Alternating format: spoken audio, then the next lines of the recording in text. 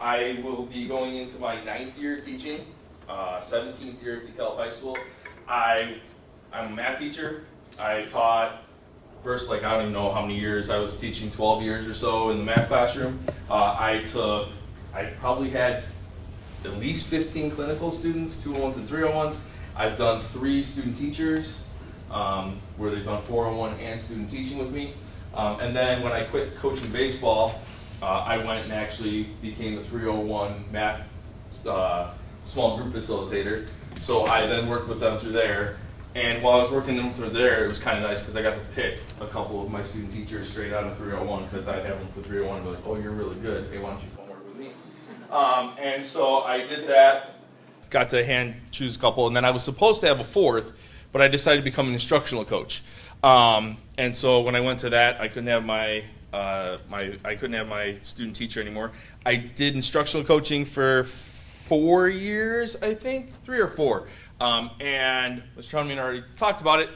Not really happy with the way instructional coaching, with the new superintendent and the new way things were going. So I bowed out and went back to the classroom last year. And I'm still back in the classroom this year. So in fact, all 3 instructional coaches at the high school said, we're going back to the classroom.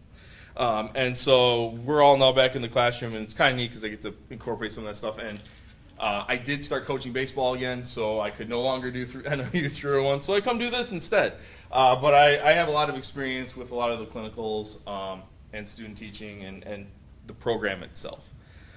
So some of these things, we don't really need to know this. You just went through this. 30 hours, which we know. What do they do?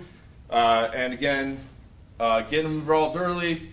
This is one thing that wasn't quite in there, and we're going to go through this a little bit more on how to do this, but these are kind of my just keys. Plan times to meet with them outside class time. What ends up happening is you create a schedule with your 201s, and this happens with 301s too, and you create this schedule where they come and see you, and they come for like 2 periods, right? And then they're there, watch you teach 2 periods, and then they leave. And there's no time to actually discuss anything they saw. And building that time in to actually have those discussions with them is super helpful. As well as I've helped write some of the assignments for 201 and 301 while I was here. And some of these assignments specifically ask them to talk to you about something.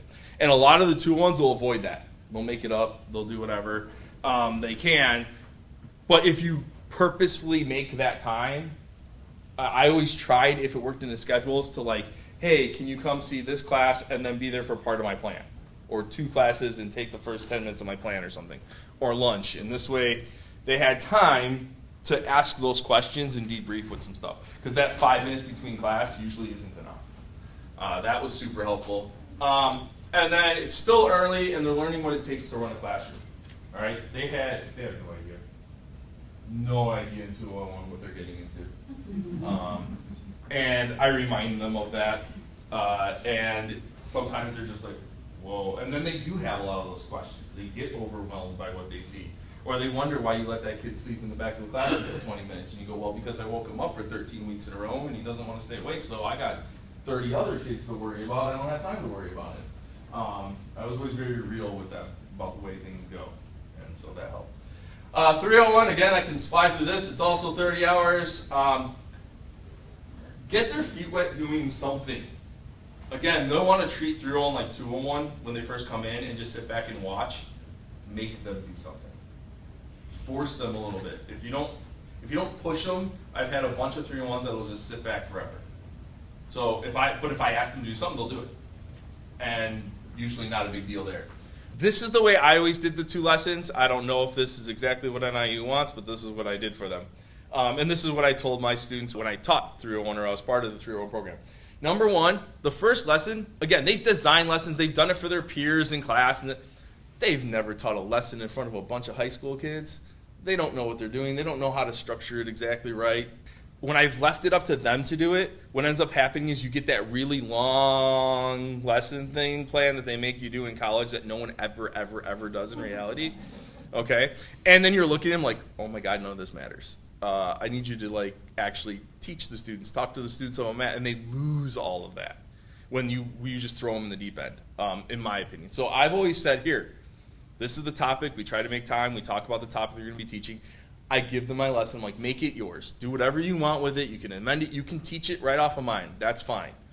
You've seen how I do things. This is something you can amend, you can use. It helps them, like, at least at our high school, we have smart boards. It helped them get used to the technology, and, like, I use smart lessons, so, like, the smart notebook software for my lessons. It gave them that idea. Then number 2, now make it your own. So I give them a template, like, hey, this is the structure of the class. We do this, then we do this, then we do this, then we do this. I use smart lessons. You don't have to, but, like, if you want to use smart notebook, it's available to you. This is what the kids are used to. Go ahead and design something, and then we talk from there. So I'm doing a little scaffolding for that.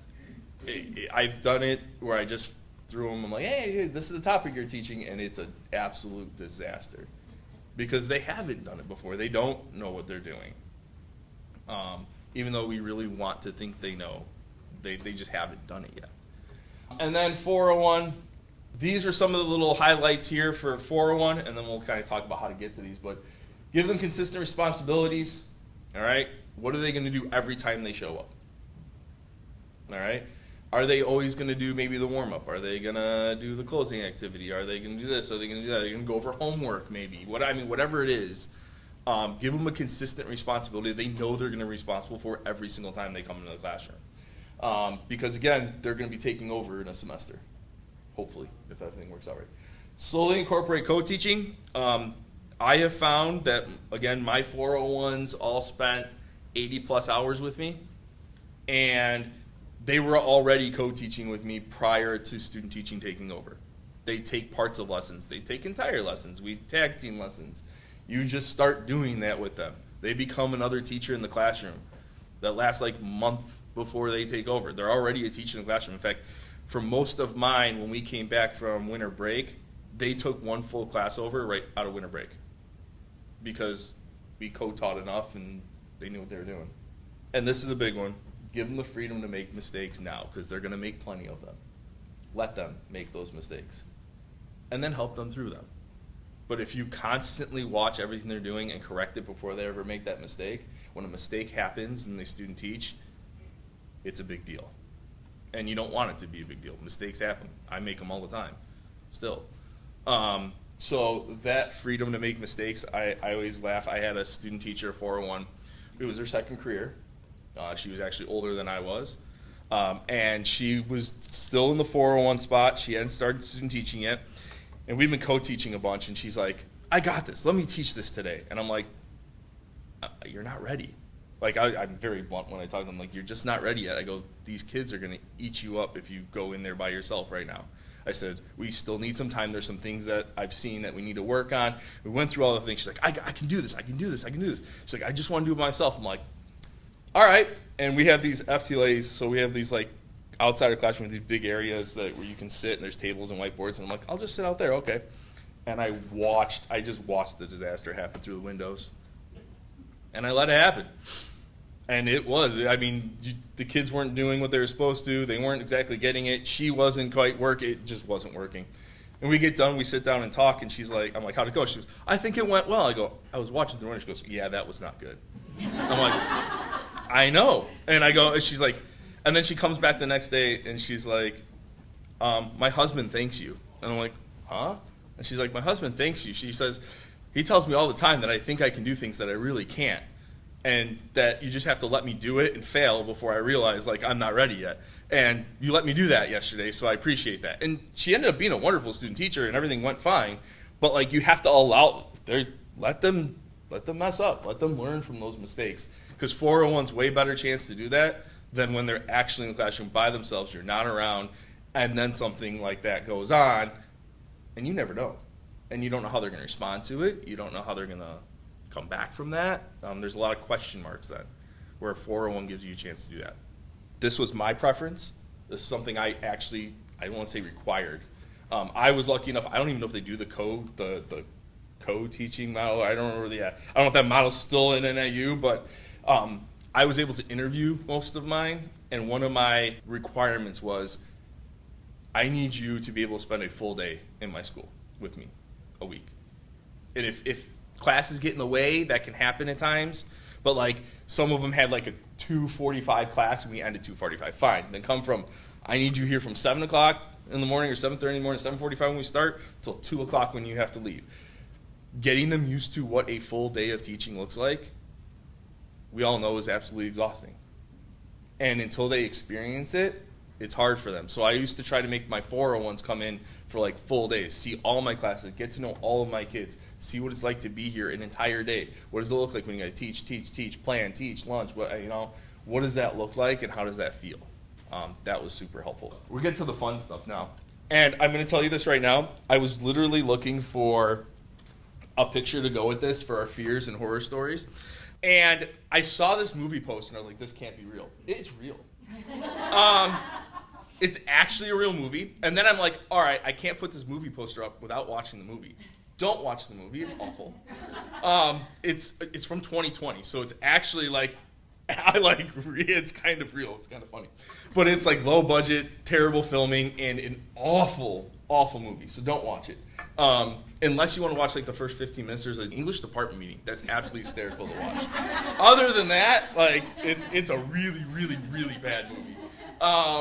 But I thought I'd put this up there. And so we're going to go through some fears and horror stories. I got to go see my dad. I won't be there. I'm like, okay, you're full on student teaching.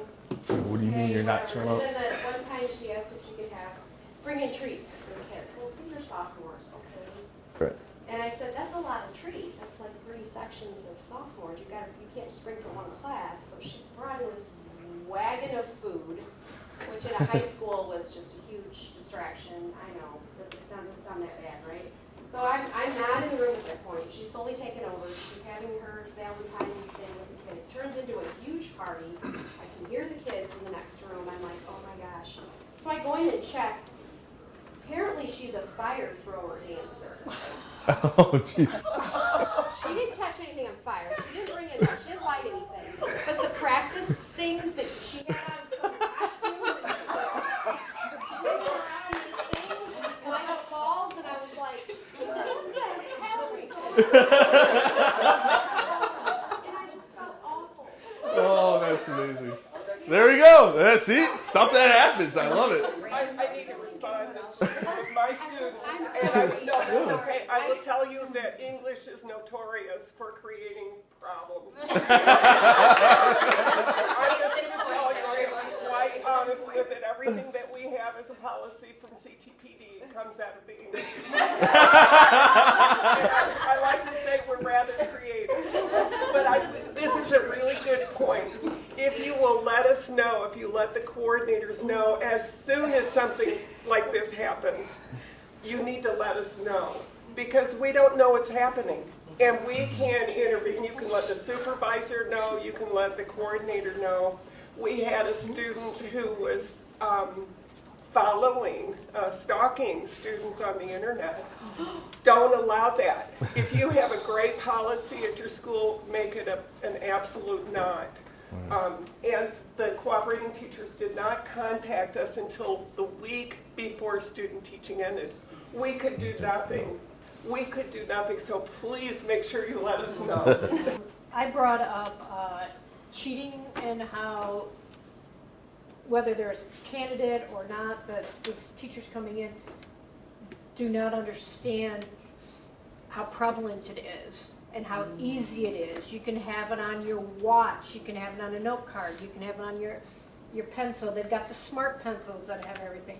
And it's so easy for the kids to cheat, and how the candidates need to work on identifying it, addressing it, making multiple versions or whatever that is, especially in the high school when you teach that class first hour and you teach that class fifth hour, because by fifth hour everybody now has all the answers. But then to go one step further with artificial intelligence and AI and all of the capabilities of that, and the ways that it can help teachers and the ways that it can help students, and how can you guarantee that that product that you are just in awe, that's just beautiful, is actually your students' work? Nice. And And how do you get around that's a that? good point. Like, I don't know, at least when I was, that's not something we ever talked about. That's not something I went through with them in 301. There is a fantastic 3 credit hour class over in College of Oh, wow. If you're interested, look them up. That's interesting. Teaching with AI, but how do teachers identify combat. AI? I think Combat. they talk about, it's for teachers, But we I need would it. hope they address that. I'd like to see the syllabus. All right. Yeah. Okay, just real quick, I'm actually doing my master's project on that right now, and the best way is to track drafts with them, so you can see it, and then there are like some content checkers that you can do. Some of the ChatGPT can get around it sometimes. You can have the kids do like reverse citations because those AI models, they make stuff up, and so if you can have them actually show you the citations, you can kind of get around it. I It's don't know if great it's for, math, though. great for English or social Yeah, studies sorry. class. Yeah. Science is a little more Yeah. difficult. All right. May I Another. tell a horror Oh yeah, story? please. Yeah, please. Because I didn't call you if I don't think about this. So I'm waiting, and it's getting closer to the school day starting, and she's not there. Uh-oh. And I'm like, I'm not supposed to teach yet. Because she taught some classes, I kept a couple of my classes. I'm like, I don't want to see these kids first hour. She's supposed to be teaching them. So I call her, and I'm like, where are you? And she just woke up, her alarm went off. And it didn't go off. So I woke her up. And I'm like, you're supposed to be here in 5 minutes to teach. And obviously I taught, but yeah, that. And those are things that we need to know about. I did. Yeah, no, really, we can't, my role is to work with you as an advocate, in this relationship.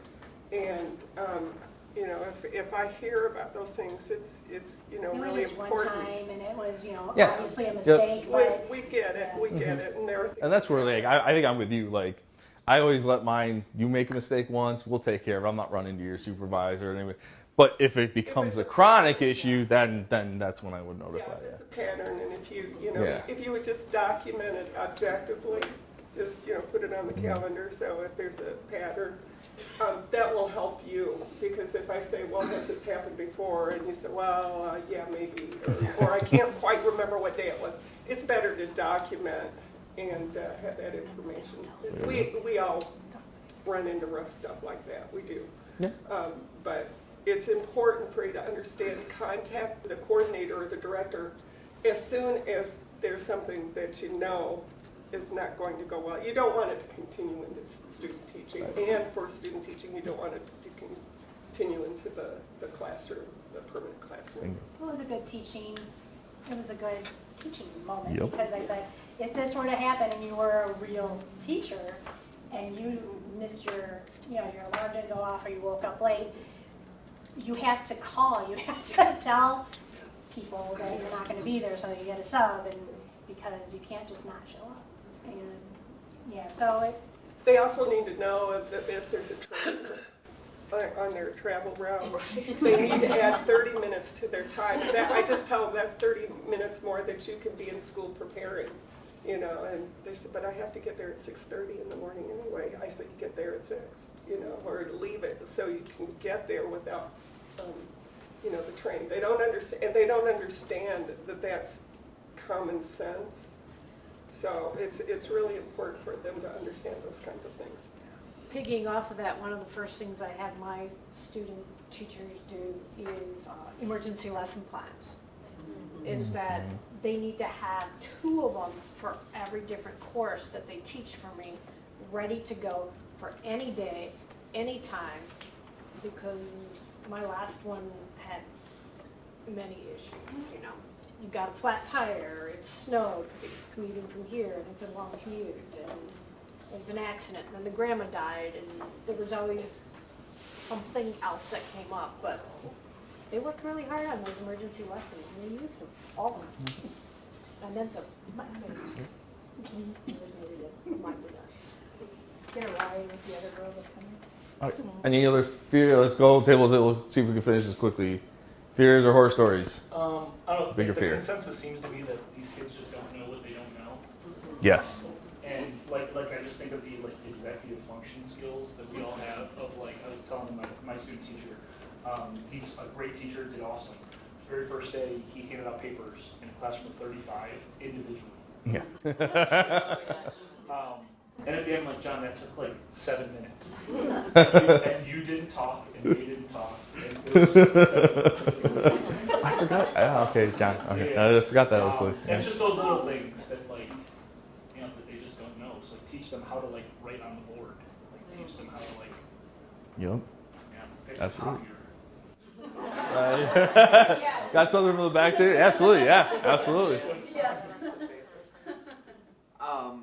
I guess, again, I don't have any horror stories because I only have my own But fear. teaching experience, student teaching experience. But, you know, so often I think as teachers, we were often not the clientele that sometimes these kids have to work with.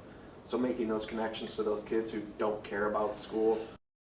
You know, the observer we had at Rochelle that's going to be a student teaching with me this year, you know, we made it a point to send him down to the intro classes and the remedial classes to like see like, you know, it's not all honors and AP in the world. You gotta be able to make these connections, and for my classes, I don't think my student is gonna have to really like deal with those sort of lower level students, but I think it's a good experience to get them exposed to, you know, as you're looking to go out there and get that first job, like, you know, being able to say, oh yeah, I've worked with these students in some capacity before.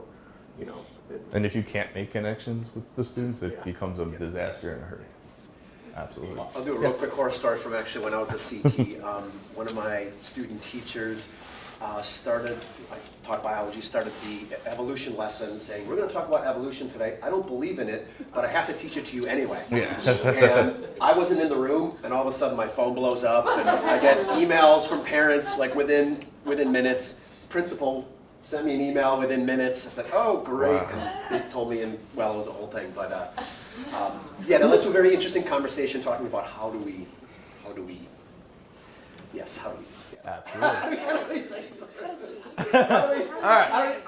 How do we make that work? Yeah, absolutely.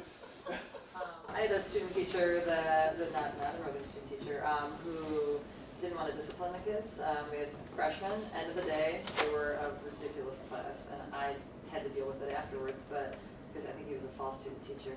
But I found out later that he had bribed one of the students by giving him $1 a day to keep his mouth shut. Oh. And I was like, oh, okay. And this was after I came back, so I also couldn't do anything about it Right. at that point. But $1 a day. Man. Did it work? Made like $100. Well, so the Seriously. first time he misbehaved when I came back, I sent him in the hallway and then sent him to the dean, and he ended up crying in the dean's office because nobody had disciplined him before. So Wow. that's something I think you really have to handhold with, is teaching them how to appropriately manage, misbehaving kids and like manage a classroom. And again, it's one of those things they don't learn until they're in a full classroom, so that's harder. But yeah. Absolutely. Okay. Horror story or I fear? had a special ed teacher, she was working for her special ed certification. And of course it was high school, and we had a boy with just ADHD, just bouncing. And walked in one time into the classroom, and the two of them just going at it. She was trying to get it addressed, and she clearly didn't know how to do that. And so ultimately she had to send him to the office, calm him down, and then had to take her out the hallway. We just had to walk the hallway for about 5 minutes because she was in tears. And that was hard for me to, Oh, yeah. she could be able to do a high school special ed environment or not. So. Yeah, I think every one of my student teachers has cried at some point. Yeah, no, it happens. And through all those things, though, like when you think back to some of those horror stories or even the fears, like mine, I had a 401 into student teaching, so this was at the end of 401, disappear for like 2 weeks. And I did everything that was asked of her. She was perfect, like one of the best 401 students I've ever had in my life. And falls off the radar the last 2 weeks. And I'm like, whoa, what happened? Like, she had all the requirements. She didn't have to come. But, like, it's not like her not to show up or not be there or not do this stuff. Come to find out, I get a text during winter break asking if we could meet. Her husband at the time, the police came and ransacked their house, and her husband got convicted or got sentenced for child pornography and all this stuff. And she's like, I don't even know if I can be a teacher, and all this stuff going on. She has 2 young ones at home with him, and like this huge disaster happens, right? And I'm like, oh my God, what are we gonna do? Like, do you want to do? She still wanted to do it. I'm like, I think you're absolutely nuts. Like, you still want to come do this? We worked it out through NIU to be able to still let her student teach in the fall, make sure everything was taken care of her in the spring. And to be honest, it ended up being really good, but there were some massive bumps in that student teaching where like she wouldn't show up, or she was too depressed, or she had this court hearing, or there was this, or like the amazing amount of stuff that happened through that was unreal. And probably one of the most horrific things I've ever had to deal with as a teacher, let alone as a like cooperating teacher. But then it comes to the next piece, which is this, hopes and success stories. She's literally the best student teacher I've ever had, best clinical student I've ever had in the end, and still teaching to this day and doing a wonderful job. Like, it ended up being an amazing success story. She related very well to the kids. She worked through that adversity and came out phenomenally on the other side. For me, the one thing I express to all of them is, and this is math-based for me, I'm like, I always tell them, I can teach a monkey to walk up to the board and put an equation on the board and work through the steps. But I can't teach them to have a conversation about math with my students. If you can learn to have a conversation about the content area, and that's your lesson. It's not just putting stuff on the board. Have those conversations, like talk about the math with them, you're gonna get somewhere. And everything will work out fine. It might not be perfect, you're gonna hit bumps, there's gonna be things they don't understand, there's gonna be all those things that happen in education. But like for me, my hopes and judging a success with mine are always, if you can start having those, all the way from 201 through student teaching, especially the young 201, 301, if you can have a mathematical conversation with a kid while you're helping them with their math, or you can have a mathematical conversation during class with me in front of the kids, if you can start having those conversations, then we're in a good spot. And so for me, that's always my hope out of my cooperating teacher, my whatever we call them, clinical students, is that no matter what group they're in, no matter what clinical they're doing, start learning how to have a conversation about the content with the kids, with me, out in front of the class. And if we can hit that, that's always my hope. That's my success piece. Any ideas of things that you would love to see coming in? I would love for my student to do all the failures, like come against the adversary, deal with that jerk student, so that they are 100% confident that they can, not 100% because we're never 100%, but you know, they're more confident, because I actually saw the flip side of that, because I saw a student teacher whose student taught at our school the first semester, and then we lost a science teacher to industry at the middle of the year, and so he like long-term subbed second semester. Yeah. Well, in his student teaching experience, he taught seniors, upper level classes. Well, he was walking into a freshman biology class, and he just lost all confidence in himself. Like, it was horrifying. He was like, I don't even think I need to be a teacher now. I'm gonna just go and do something else. And because he didn't have those chances to deal with those kinds of kids in an environment where it's not, this is your job, you know, like. Yep. I just felt bad for him, because I don't think any student teacher should just be given upper level classes, because it's not a realistic look at what they're going to get for their first job. Yeah, I was always lucky. I had the lowest math class as a freshman. It's called our Algebra A. It was like a first semester algebra course over the entire year. So they were like the lowest of the low. And then I had honors geometry when I had. So like they got both spectrums of it and had to deal with everything that came along with it. And so yeah, that makes total sense. Hopefully I'm a safe space for them to do that, so that they can feel more confident. Absolutely. To piggyback off of that, my hope, because I have the low classes, and not only that, but I have co-teachers too. So when I did my teaching, my student teaching, I had a co-teacher for like 2 classes. It wasn't a great experience because I never really co-taught with that person, and I'm really hoping, because I'm very hands-on. It's not, most of the kids don't even know the difference between the gen ed teacher and the special ed teacher in my classroom. So we're just 2 teachers in the classroom, and I really hope the student teacher is able to find that. And because I'm also training a new co-teacher, so it's going to be... They're learning together. I'm teaching a lot. She's an experienced teacher, teacher, but just Right. my curriculum. So, but it'll be, but I really, really hope for that because especially my classes have such a wide range of behavioral disorders, learning disabilities, and I get kids who should be in honors and all that. So all that experience going through. A lot. Yeah.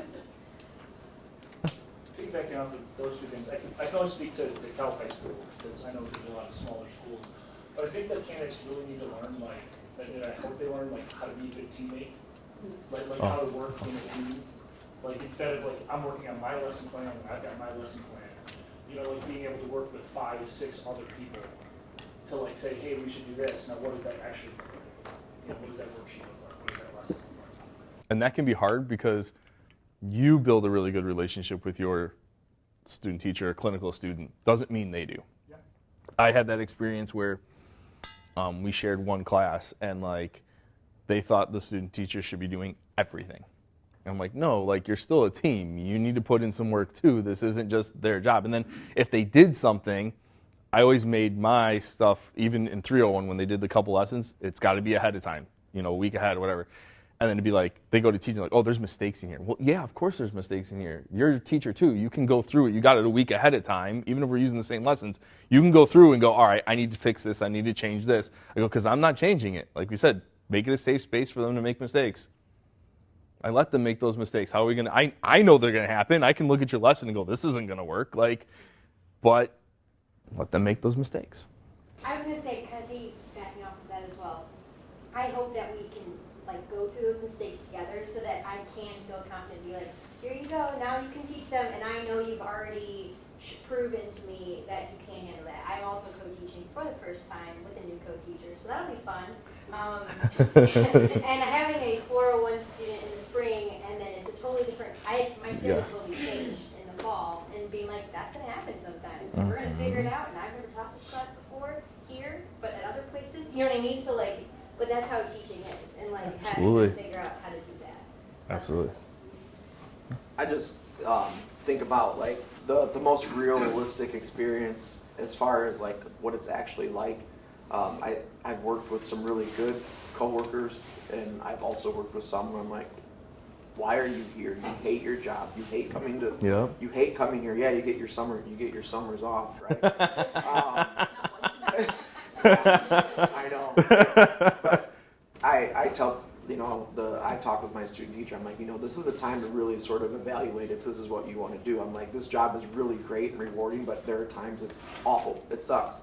Mm-hmm. And you have to decide, are those good times enough to kind of drown out the bad times? Because it's not the most glamorous job at times, and if you hate it on top of it not being glamorous, the sooner you kind of figure that out, because what happens, we've all seen it, someone gets in the career and they're like, well, I'm 15 years in, I can't leave to go do something else because I'm making okay money now, I'm living a life. So I think giving them that most realistic snapshot as much as they can see it, that's kind of my goal as as I'm getting ready to take on a student teacher here. I'm here to help you, but as much as I can, it's, you got to kind of figure it out. So I don't want you to think it's all sunshine and rainbows. Yeah. I don't want to make it so easy for you that you're like, oh, I'm going to be the best teacher ever. And when I was a small group facilitator of 301, I used to have Real Talk Day. Rachel loved Real Talk Day. Okay, this is how we would do it though. I'm an educational eavesdropper. I love that about a school that I worked in is that lots of people taught with the door open, so I would go, oh, I'm going to do that, and ooh, I have an evaluation coming up. This man on Real Talk Day closes the door, and that's how I know it's Real Talk Day. Yep, and I literally said to them, I go, all right, this is what we're doing today. I'm going to tell you what the profession's really like. You want to know what this is? What you need to be ready for? Here you go. And there's wonderful pieces to it, and there's horrible, hard parts to it. And we try to navigate between the two. So, that's kind of the reason I set this up this way is, we all have these fears, these horror stories. But like I said, I don't think I have a horror story that ended up staying that way. Except for one clinical student who was late 4 different times, and we had to cut him loose. But there's a way to bridge from that horror, that fear. How do we prevent or help get from that piece to these wonderful hopes and dreams we have for these people? How to get from one to the next. I just have a couple of tidbits from me that I've over the years figured out has worked for me. First one, introductions are huge. The first couple times I had class, I forgot to even introduce them to the class. Like, they're just sitting in the back class. Even now, like, students are so used to people being in and out of the classroom, like, they don't even, it used to be kids were like, who's that? Now they don't even ask. They don't even care. There's just somebody else in the classroom. So find a way to do some introductions with them. Whatever that might be, I tend to let them decide how they want to do it. I've done things, pictures, games, like some just make a slideshow with pictures of themselves, talk about themselves. I've had games where they play things. Even like, I used to do this like puzzle thing in math where like you cut it into squares and one side of the square is the problem, the other side of the square is the answer. And then to make a key of it's a pane. So what I had them do is draw pictures that represent themselves in it. And then when they're playing the game, they're learning something on each little card about the person. Something just to kind of make sure they start to get to know them right away. Because again, we've all talked about it here, I've heard a million times about that relationship piece. And if they don't have it, it doesn't matter which clinical they're doing, they're just going to sit there and watch. They need to get to know the students. Routine is massive. When establishing that routine, we don't have them be late all the time.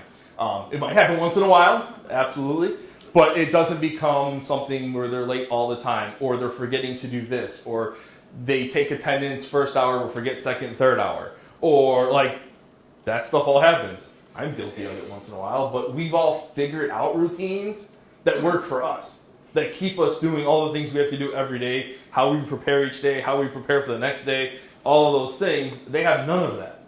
And it took me years to get the routine down that I do now, so I don't forget to take attendance or forget who was there and who wasn't.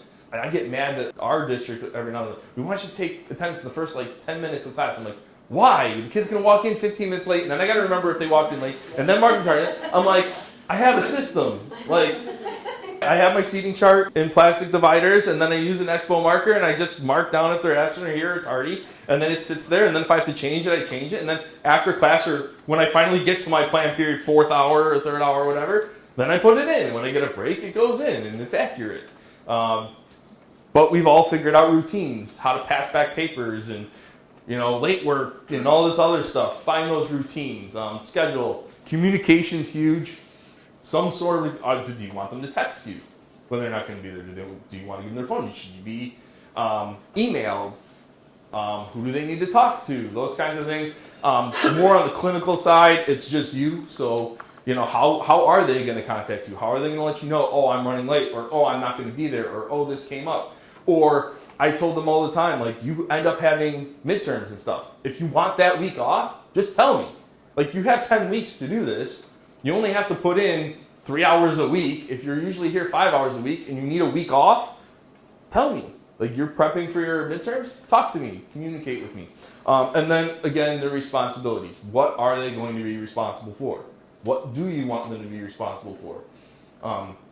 My clinicals, I always tell them, day 1, you can observe. Day 2, I want you to have some sort of introduction, right? Whatever we decide is me and that person, how are you going to introduce yourself to the class? I'll introduce you day 1, just say who you are, but they need to get to know you. Then how are we going to progress from there? We kind of map out a schedule and what their responsibilities are going to be coming in and out of each week or each session, so they're ready for that. They can prepare for that. They can look ahead. They're not wondering when they walk in, like, all right, what am I doing today? Am I just doing this? Am I just doing that? Am I just sitting and watching? Give them those responsibilities. Talk to them about them. If they look scared, they probably are. If they're not ready for something, you can talk about that. But that goes, again, back to the communication. And that'll keep some of those, like, their own fears and your fears of, oh, well, I don't know if they can handle this, or I don't know. Well, if you're both prepared and know what's supposed to be there and what they're going to be doing today, oh, they're going to help me with homework. Or, hey, we're going to have a game this day, so they're going to be wandering around. I'm going to have an extra hand that can run around and help me look at answers or do this. Like, knowing those expectations gets rid of some of those fears. And this is a big one that I try to tell them all the way from 201 through the end. Please remember that you are learning to be one of my colleagues. They don't always see that jump. And some of them in 201 don't even know if they want to be in education. They're just taking it because I want to see. All right? And they need to understand that through this process, you're learning to be one of my colleagues. All right? And I think it's just like you were saying, like, You have good colleagues, you have bad. I want you to be one of my colleagues. So what's that going to take? I don't want someone that's going to be unreliable, that's going to be late, that's not going to live up to what they're supposed to be doing, that doesn't want to get to know their students. I don't want you to be my colleague then. You are learning through this process how to be my colleague. What do I want to work with? Who do I want to work with? What kind of teacher do you want to work with? Reminding them all the time that, hey, this process is training you to be in this spot. You're no longer going to be someone that's like, they feel like they're under you, they're learning from you, that you're their boss, is the way they look at it a lot of times. It's like, no, I'm not your boss. I'm not going to be your boss. I'm going to be your colleague. And so understanding that that's what they're striving towards, sometimes mentally kickstart some of that stuff for them where they want to produce more, they want to do more, they want to be involved more.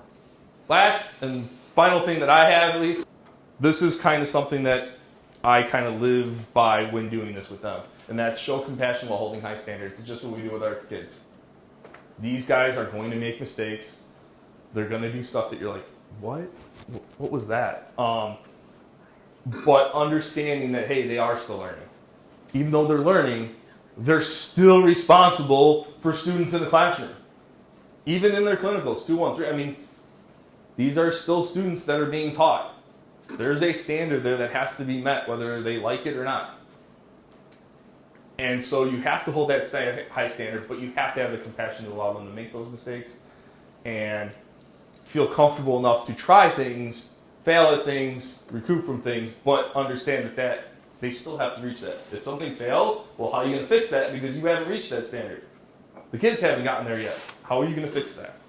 And so that's kind of what I run with them. So that's my email address if you want it. You want to talk to me afterwards, you can have my cell phone number. I don't care. So if you have any questions for me, you're more than welcome to. I'd be happy to let you guys go on break, and you guys can just ask me questions. Just a quick recommendation. If you will tell your candidate or your student teacher to text you if they're sick and text you, by, like 5, 6 in the morning, that's good. Otherwise, they're going to email you, and you may not see the email until you get to school, and so then you can't prepare as easily. The second thing is, please, if you have a limit, tell the students what the latest time they can communicate with you at night is. Some student teachers, for example, will think that they can send you an email or a text at 1 in the morning, and they expect a response, and they get upset that you didn't respond. Set a limit, say 9 o'clock, because you have other responsibilities. You may be putting kids to bed. You can't be available to them all day long. That's just a recommendation. I think it'll save you some frustration. That was a great point to bring up the communication.